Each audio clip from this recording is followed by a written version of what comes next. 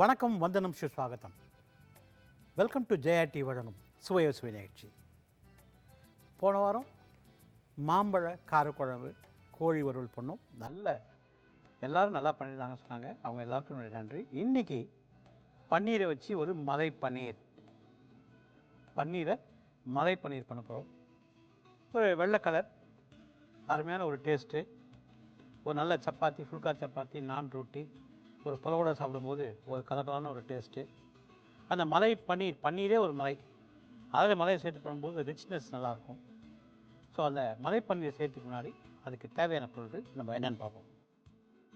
பன்னீர் 200 gram,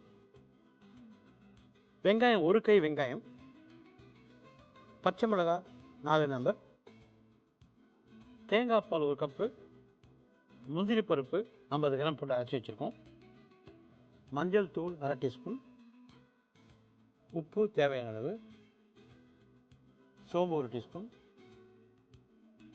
கருவேப்பிலை 2 கொத்து, கொத்தமல்லி 1 கை, எண்ணெய் 1 குழிக்கரண்டி. மலை பன்னீர் மலைன்னு சொல்லும்போது தேங்காய் பால், முந்திரி பேஸ்ட்டு, தேவைப்பட்ட க்ரீம் யூஸ் பண்ணிக்கலாம். ஒரு ரிச்சான ஒரு ஃபுட்டு. இந்த டிஷ் வந்து ரிச்சாக இருக்கும்.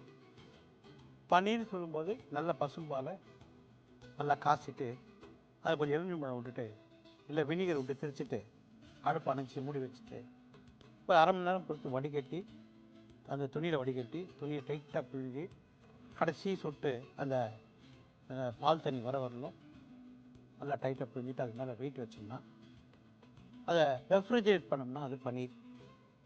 அந்த பன்னீரை நிறைய ஸ்வீட்ஸ் யூஸ் பண்ணிக்கலாம். இது மாதிரி மலை பன்னீர், பாலக் பன்னீர், பன்னீர் பட்டர் மசாலா, பன்னீர் புஜியா, அதே மாதிரி பன்னீர் புலாவ், இந்த மாதிரி பன்னீர் ஐட்டம் நிறைய செய்யலாம். ஸ்வீட்ஸ் பார்த்திங்கன்னா ரசகுல்லாலேருந்து சம்சம்லேருந்து அதே மாதிரி ரசமலாயிலேருந்து அந்த பன்னீர் கல்கட்டா ஸ்வீட்ஸ் ஃபுல்லாக வந்து பன்னீர் பேஸ்ட் ஸ்வீட்ஸ். இந்த பன்னீர்னு சொல்லும்போது பால் மெயினாக பசும் பால் இருந்தால் ரொம்ப நல்லாயிருக்கும். அதில் தான் அந்த பன்னீர் சாஃப்ட்னஸ் கிடைக்கும். இன்னொன்று, நம்ம பன்னீரை வாங்கிட்டோம்னா ஃப்ரீஸ் பண்ணுறோம், அப்போ ஹார்டாகிடுது, சுடுதண்ணில் போட வேண்டியதாக இருக்குது. நீங்கள் பன்னீர் ரெஃப்ரிஜரேட் பண்ணிங்கன்னா உங்களுக்கு இந்த ஹார்ட் ஆகாது. இப்போ இந்த பன்னீர் மலையை என்ன செய்யணும்னா சோம்பு கருவேப்பிலை தழைச்சிட்டு வெங்காயத்தை வதக்குறோம், பச்சை மிளகாய் வதக்குறோம், பன்னீரை வதக்குறோம், உப்பு போடுறோம், கொஞ்சம் மஞ்சத்தூளம் போட்டு கொஞ்சம் தண்ணி ஊற்றிடுறோம். இதில் அரைச்சி வச்சுட்ட முந்திரி பருப்பு, தேங்காய் பால் போட்டு ஒரு கொதி வருது, கொஞ்சம் திக்னஸ் ஆகுது. இறக்கிறதுக்கு முன்னாடி உங்கள்கிட்ட பன்னீர், அதாவது இந்த மலை இருந்துச்சு அப்படின்னா மலை யூஸ் பண்ணலாம். மலைன்றது பால் ஆடை. பாலை வந்து நல்லா காய்ச்சி வச்சுட்டு அதை ஆற வச்சிங்க அப்படின்னா மேலே ஆடை குறையும். அந்த ஆடையை கலெக்ட் பண்ணிவிட்டு ஒரு 10 நாளுக்கு அதை ஸ்பூனில் அடித்து ஊற்றிங்கன்னா அந்த மலை டேஸ்ட் வந்து ரிச்சாக கிடைக்கும். இப்போது எண்ணெய் சூடாயிடுச்சு. இதில் சோம்பு, அதே மாதிரி கருவேப்பிலை போட்டு 1 கை வெங்காயம், 1 கை வெங்காயத்தை போட்டேன். இதை போட்டு நம்ம வதக்கிறோம். நல்லா வதக்க விட்டுட்டு இதுலேயே வந்து நம்ம பச்சை மிளகாய் சேர்க்குறோம். பச்சை மிளகாய் சேர்த்துக்கலாம். காரத்துக்கு தகுந்த மாதிரி பச்சை மிளகாய் போட்டு நல்லா வதக்கிறோம். இந்த பன்னீர்னு சொல்லும்போது பன்னீர் பசந்தா, பன்னீர் ஷாஹி குருமா, பன்னீர் வெள்ளை குருமா, அது மாதிரி பன்னீர் மலை குருமா, பன்னீர் மலை, இப்படின்னு நிறைய டிஷ்ஷஸ்ஸு பன்னீரில் வருது.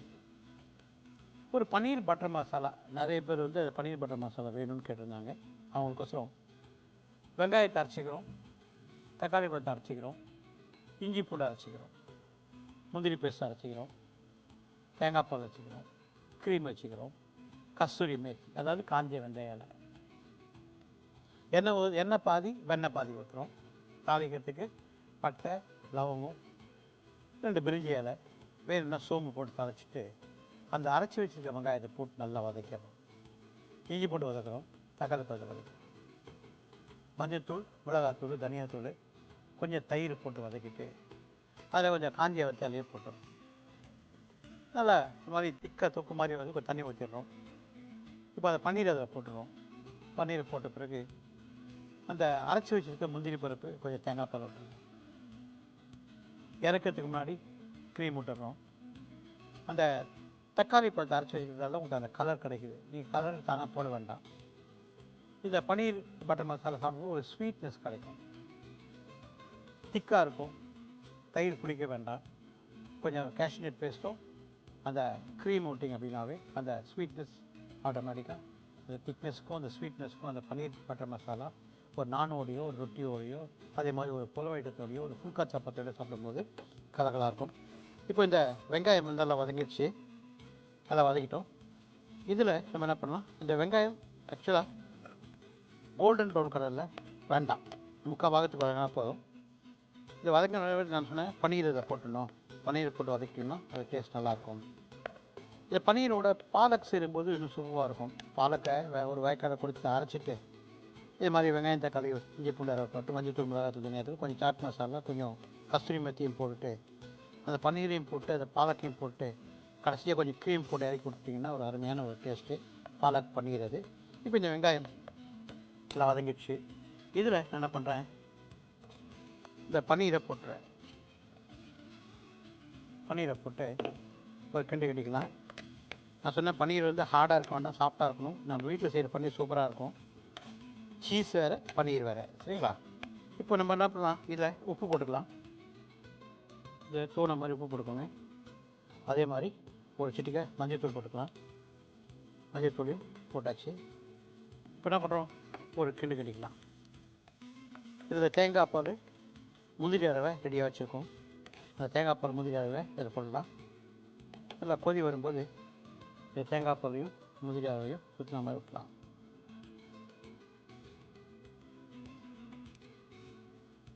நல்லா கொதிக்குது, கொஞ்சம் கொத்தமல்லி மேலே போட்டுக்கலாம். ஒரு சின்ன பிரேக் அப்புறம் இந்த முந்திரி போட்ட கலவை எப்படி வந்து பார்ப்போம். We go for a short commercial break.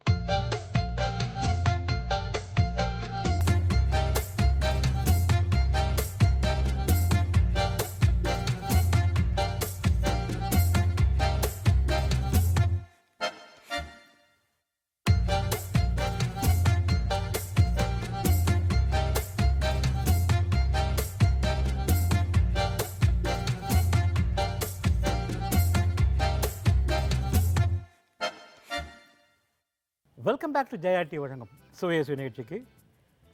மலை பன்னீர் எண்ணெய் ஊற்றணும், சோம்பு கருவேப்பிலை தாளித்தோம், வெங்காயத்தை வதக்கணும், பச்சை மிளகாய் போட்டு வதக்கணும், பன்னீர் போட்டு வதக்கணும், மஞ்சள்தூள் போட்டோம், அரைச்சி வச்சுருக்கிற முந்திரி பருப்பு அதை தேங்காய் பால் போட்டு ஒரு கொதி விட்டுருக்கோம்.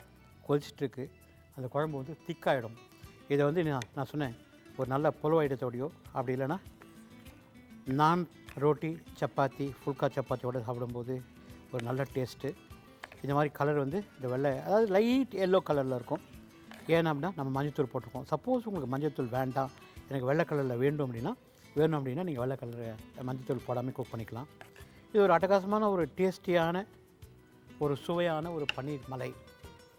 இதில் வேணும்னா நீங்கள் க்ரீம் போட்டுக்கலாம்னு சொன்னேன்.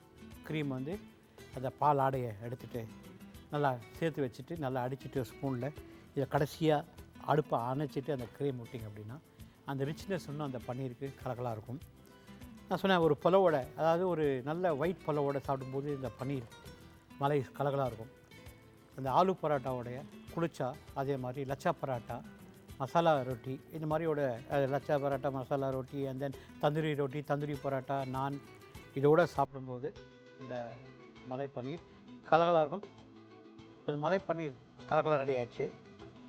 அடுப்பு அணைச்சிட்டோம். ஒரு கிண்டிட்டு இந்த பன்னீரோட அப்படியே உங்களுக்கு கொடுத்துட்றேன். சாப்பிட்டு பார்த்தீங்கன்னா அந்த அளவுக்கு டேஸ்ட் நல்லாயிருக்கும். இந்த முந்திரி பருப்போடு சாப்பிடும்போது இந்த பன்னீரோட டேஸ்ட்டு ஒரு அலாதியான ஒரு டேஸ்ட்டு. இதில் கொஞ்சம் கொத்தமல்லி தழையை மேலே போட்டுக்கலாம்.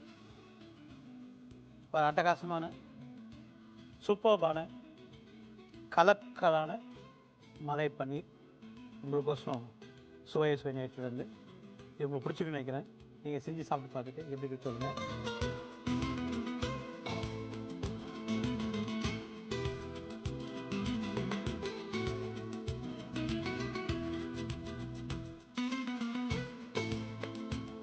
இதுக்கு அடுத்ததாக ஒரு கோழி ஒரு மசாலா பண்ண போகிறோம். அந்த கோழி மசாலா சேர்த்துக்கு முன்னாடி அதுக்கு தேவையான பொருட்கள் நம்ம என்னென்னு பார்ப்போம். கோழி அரை கிலோ, வெங்காயம் 2 கை, அரைச்ச தக்காளி பழம் 2 நம்பர், முந்திரி பேஸ்ட்டு 50 கிராம், சோம்பு 1 டீஸ்பூன், மஞ்சள் தூள் 1/2 டீஸ்பூன், மிளகாத்தூள் 2 டீஸ்பூன், தனியாத்தூள் 3 டீஸ்பூன், கரம் மசாலா 1 டீஸ்பூன், எண்ணெய் 1 குழிக்கரண்டி, கருவேப்பிலை 2 கொத்து, உப்பு தேவையான அளவு, கொத்தமல்லி 1 கை. இப்போது கோழி மசாலா இந்த இன்க்ரீடியன்ட் பார்த்தீங்கன்னாவே உங்களுக்கு தெரியும் எவ்வளோ ரிச்சாக இருக்கும் அப்படின்னு. முந்திரி பேஸ்ட்டு அரைச்சிக்கிறோம், தக்காளி அரைச்சிக்கிறோம்,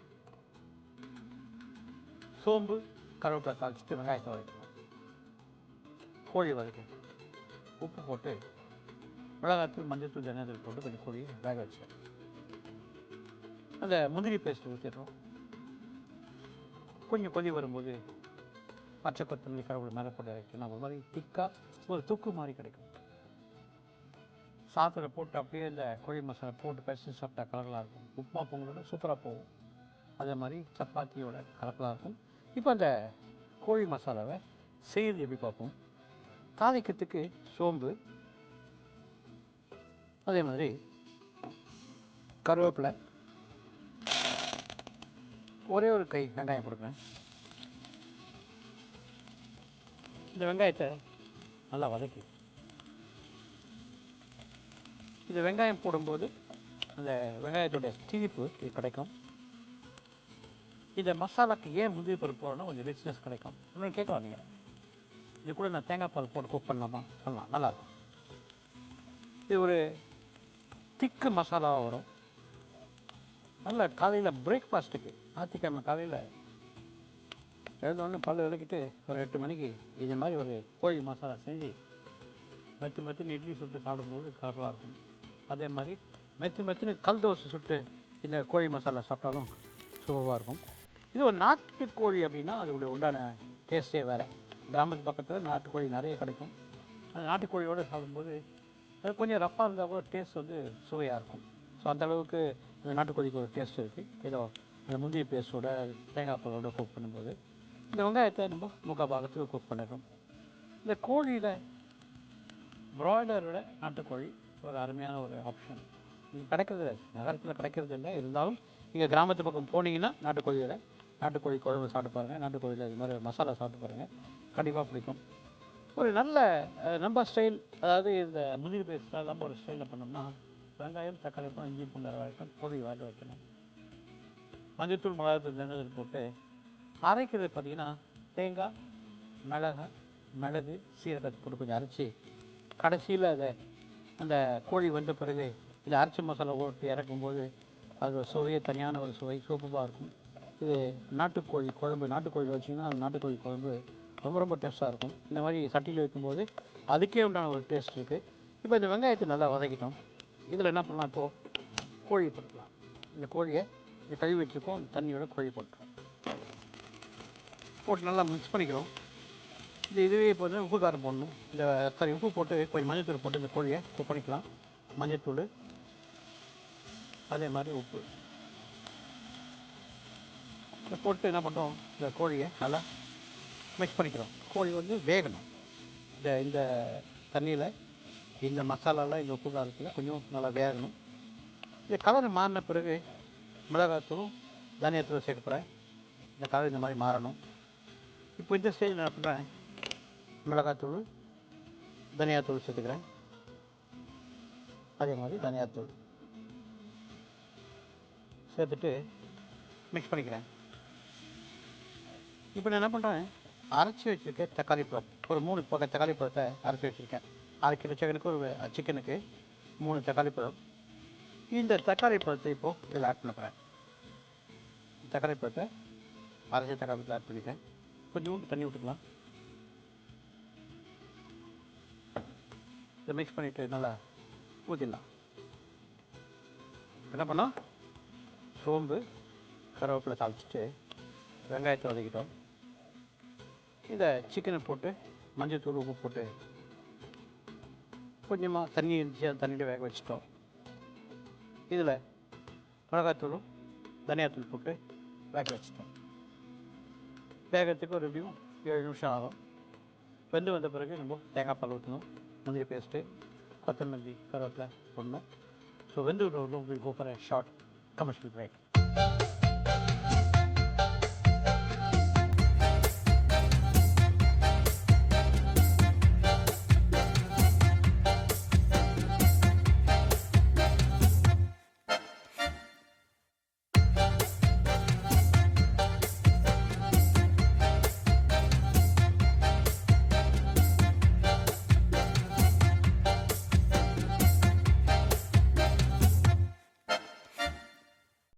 வெல்கம் பேக் டு ஜெயர்த்தி வழங்கும் சுவைய சுனேச்சி கோழி மசாலா தம் ஸ்டைல்.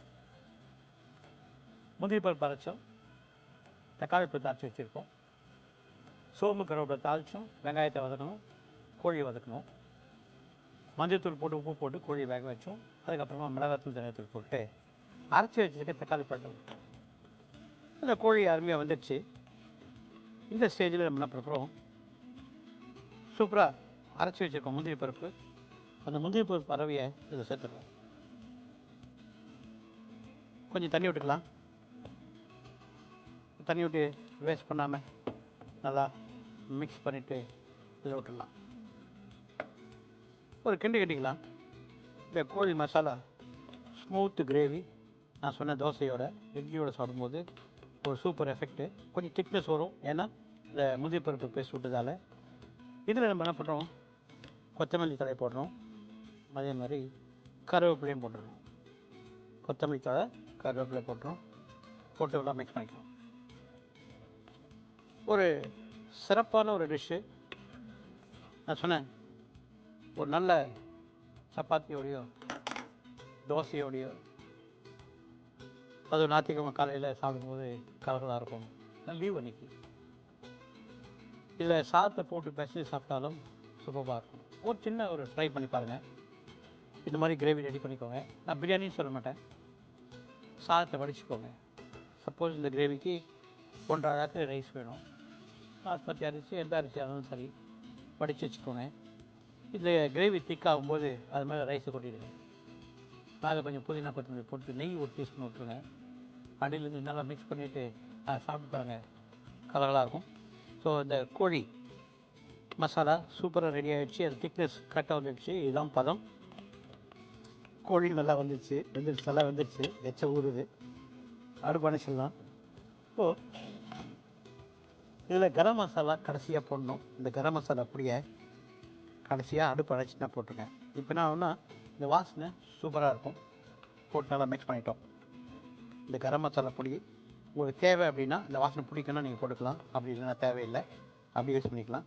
ஸோ இந்த கரம் மசாலா பொடி போட்டதால் உங்களுக்கு அந்த பட்டை லவங்கம் பிரிஞ்சு ஏலக்காய் பொடி பண்ண வாசனை டாமினேட் பண்ணும். அருமையான அட்டகாசமான சுவையான சூப்பரான எளிமையான ஒரு கோழி மசாலா உங்களுக்கோசரம் ரெடி ஆகிடுச்சு. இதில் கொஞ்சம் கொத்தமல்லி தழையை போட்டுக்கலாம். இந்த கொத்தமல்லி தழைன்னு சொல்லும்போது இதுக்கே உண்டான வாசனை உடம்புக்கு நல்லது. ஸோ கலக்கலான கோழி மசாலா சுவையை சுனிச்சிலேருந்து உங்களுக்கோசம் கொடுத்துருக்கோம்.